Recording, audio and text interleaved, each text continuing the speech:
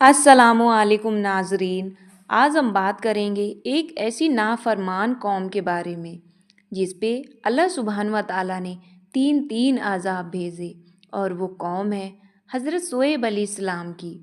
हज़रत शुएब अलैहिस्सलाम जब मदियान की ओर भेजे गए, मदियान एक कबीले का नाम है जो हज़रत इब्राहीम अलैहिस्सलाम के बेटे मदियन की नस्ल से था। शोएब अलैहिस्सलाम भी चूँकि उसी नस्ल और कबीले से थे, इसीलिए उनके भेजे जाने के बाद ये कौम शोएब की कौम कहलाई। हज़रत शोएब अलैहिस्सलाम जब कौम में पहुँचे तो उन्होंने देखा कि अल्लाह सुब्हान व ताला की नाफरमानी और बड़े गुनाहों के काम सिर्फ कुछ लोगों में ही नहीं पाए जाते, बल्कि सारी कौम इसकी शिकार है और अपनी बदअमालियों में इतने मस्त हैं कि एक लम्हे के लिए भी उनको ये एहसास नहीं होता कि वो जो कुछ भी कर रहे हैं ये सब अल्लाह सुब्हान व ताला की नाफरमानी और गुनाह है, बल्कि वो ये अपने अमलों को अपने फ़क्र की वजह समझते और अपनी बहुत सी नाफरमानियों और बद अखलाकियों से हटकर वो जिन गंदे कामों में मुब्तला थे उनमें से बुत परस्ती,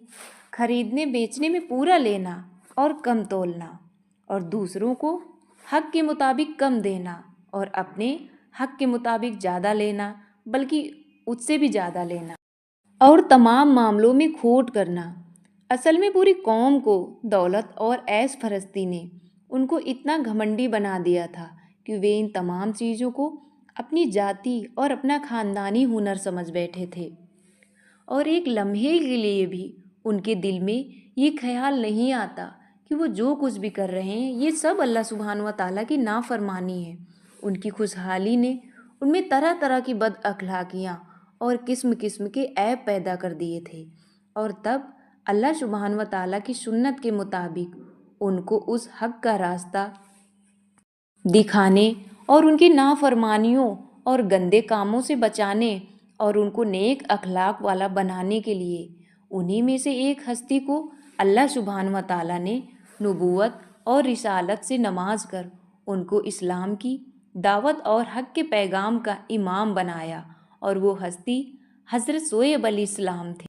हज़रत शोएब अलैहिस्सलाम को अपनी कौम की बदअमालियाँ देखकर उन्हें बहुत दुख हुआ, लेकिन वो फिर भी उन्हें हिदायत की तालीम देते रहे और हक की तरफ बुलाते रहे और अपनी कौम को समझाते रहे कि तुम एक उस अल्लाह की इबादत करो और बेचने में नाप तौल पूरा रखो और किसी भी मामले में खोट मत रखो।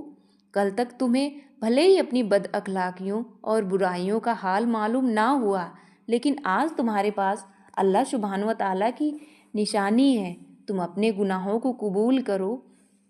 और माफ़ी मांगो इस अल्लाह सुब्हान व ताला से। वो बड़ा रहमान है, वो बड़ा माफ़ करने वाला है, और अपनी बातिल पना से बाज आ जाओ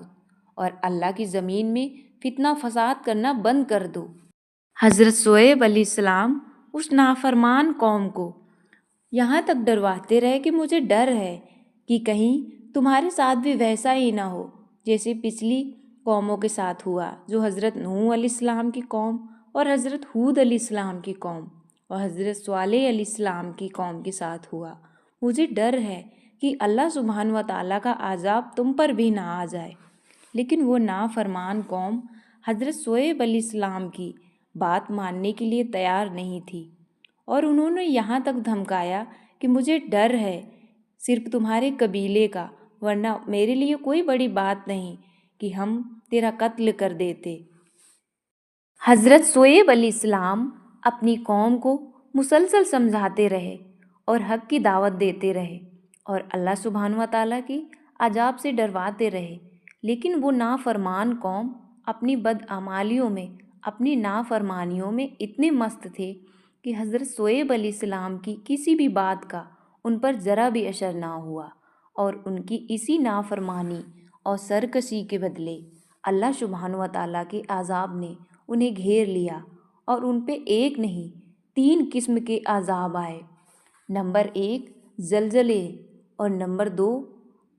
फरिश्ते की चीख, और नंबर 3 आग की बारिश। यानी जब वे अपने घरों में आराम कर रहे थे तब हौलनाक जलजला आया, یہ ہولناکی ختم نہ ہوئی تھی کہ اوپر سے آگ برسنے لگی، اور نتیجہ یہ نکلا کہ کل کے سرکس جو مغرور آج گھٹنے کے بل اوندے منہ پڑے ہیں، بے شک وہ بڑا ہولناک عذاب تھا۔